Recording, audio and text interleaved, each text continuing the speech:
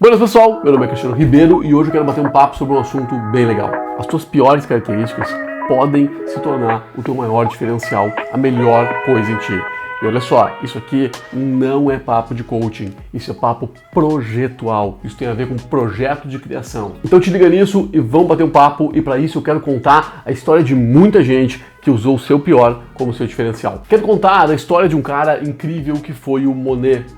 Olha só, o Monet, ele viveu num momento da história muito louco e muito revolucionário. Basicamente, no tempo dele, a fotografia surgiu. E o Monet era um pintor. O que um pintor faz? Ele representa o mundo. A função da arte, basicamente, era representar o mundo. E aí chega uma máquina cuja a função é representar o mundo. Logo, os pintores devem ter sentido alguma coisa estranha, do tipo: se existe uma máquina que faz o que eu faço, logo...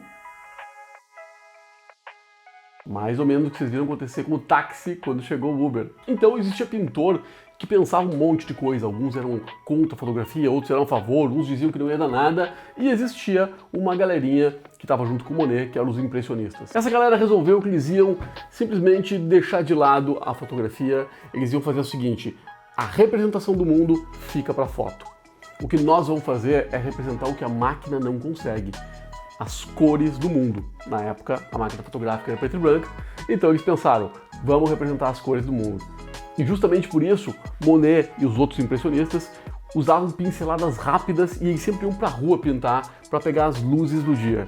E eles criaram um movimento artístico que ficou amplamente conhecido e que tinha uma característica muito importante, que era não dar tanta atenção para a forma e pensar nas luzes e nas cores do mundo. Dá para falar um monte desse movimento, dá para ficar até amanhã falando, mas não é o assunto desse vídeo. O assunto desse vídeo é o pior de cada um. E aconteceu com o Monet uma das piores coisas que pode acontecer com um artista, principalmente com um pintor, que é ficar cego. O Monet teve catarata e foi perdendo a visão aos pouquinhos. E se o Monet perdesse um braço, garanto que ele pintava com outro. Se ele perdesse os dois braços, pintava com o pé. Se perdesse o pé, pintava com a boca. Mas um artista servia para catalisar a vida. Ele olhava o mundo, pintava o mundo, olhava o mundo, pintava o mundo. E logo o Monet começou a ficar cego. E o que a maioria das pessoas ficaria indignada, eu ficaria furioso, esbravejaria, culparia o mundo, culparia Deus, seja lá o que for. Cara, Monet usou o que ele tinha de pior, que era ficar cego, como diferencial dele.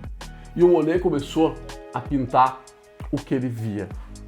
O Monet começou a pintar a mesma cena muitas vezes. Isso quer dizer, a visão foi baixando e ele ia pintando com a baixa visão dele, representando a baixa visão.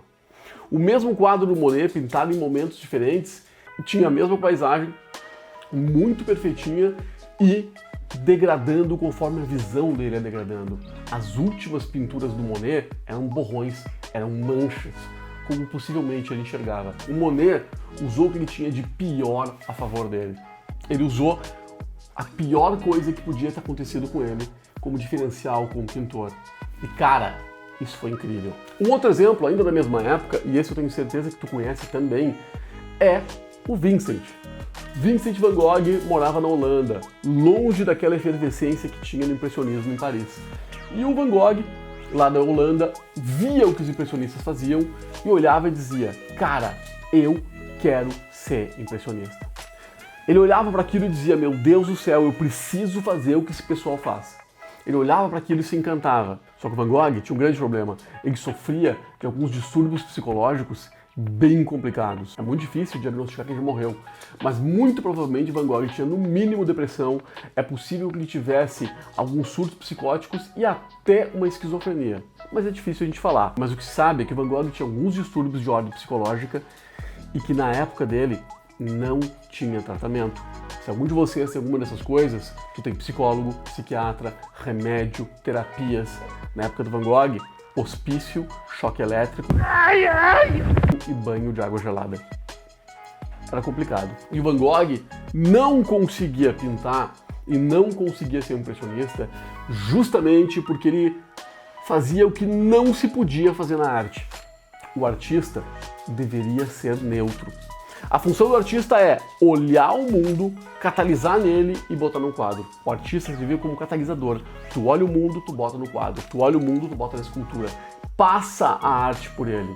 Os impressionistas e o próprio Monet faziam a mesma coisa. Eles desconsideravam a forma, ficavam só com a cor, mas mesmo assim ainda catalisavam as coisas. Van Gogh não conseguia fazer isso por um motivo muito simples. Ele tinha uma efervescência gigante de sentimentos dentro dele.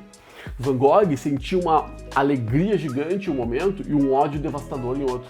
Ele sentia uma raiva efusiva e sentia depressão no outro. Cara, Van Gogh não conseguia fazer arte porque ele não conseguia ser neutro como a arte pedia.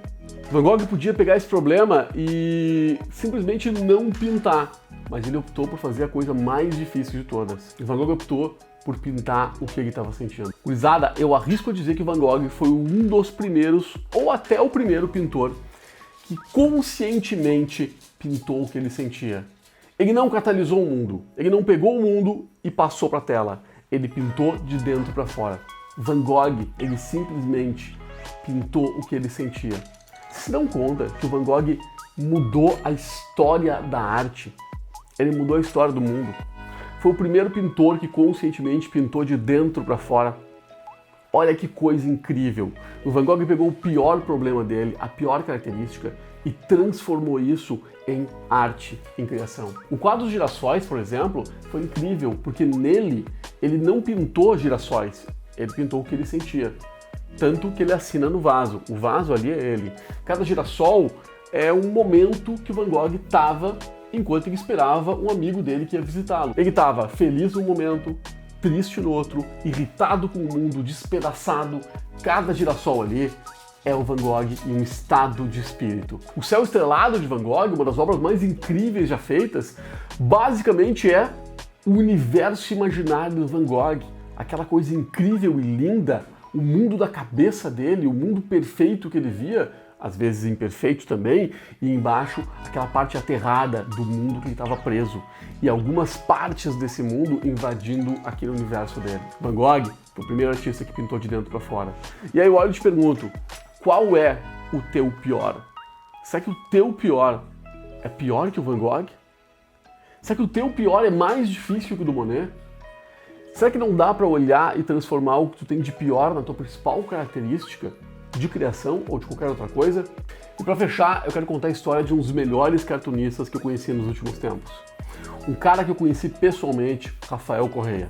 A gente começou a carreira mais ou menos junto, lá no início dos anos 2000, ou até 1990 e alguma coisa. A gente se encontrou muitas vezes num encontro de cartunistas que tinha em Porto Alegre, toda terça-feira de noite, a famosa Grafada. E o Rafael era um cara muito gente fina, muito bacana, trocamos muitas ideias.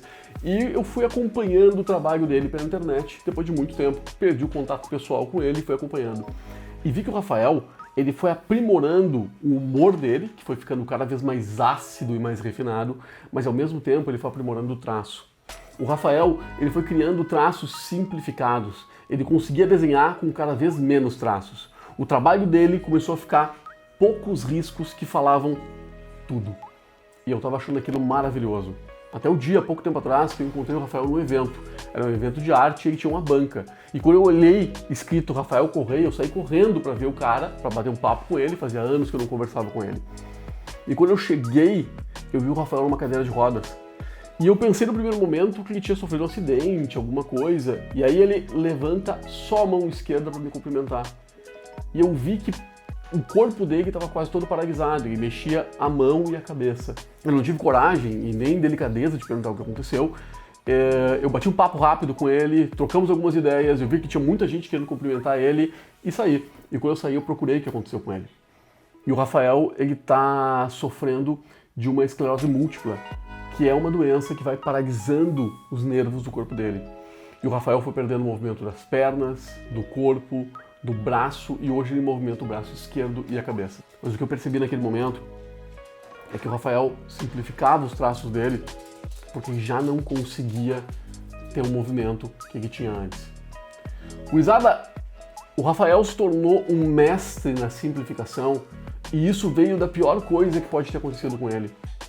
Olha que incrível! Qual é o teu pior? Será que o teu pior é pior que o do Rafael? E aí eu te pergunto, como tornar as características que tu tem não tão legais em algo incrível? Mas eu quero que a partir de hoje tu olhe para ti e te pergunte, como as coisas que tu passou uma vida inteira brigando contigo podem virar as tuas principais armas projetuais. Como elas podem virar as principais coisas que tu pode fazer e usar nos seus projetos. Gurizada, esse papo vai longe e eu espero contar com vocês para te trocar mais essa ideia. Então, comenta aqui embaixo se tu tem alguma contribuição para fazer sobre isso, se tu tem algum exemplo para dar, ou se tu tem alguma coisa tua ruim que tu não sabe como transformar em alguma coisa boa. Vai que a gente junto vai achando. Curte esse vídeo e compartilha também para que a gente possa chegar em mais pessoas e que a gente possa cada vez mais se questionar sobre esse tipo de coisa. No próximo vídeo vamos falar mais sobre isso. Beleza, pessoal? Até mais!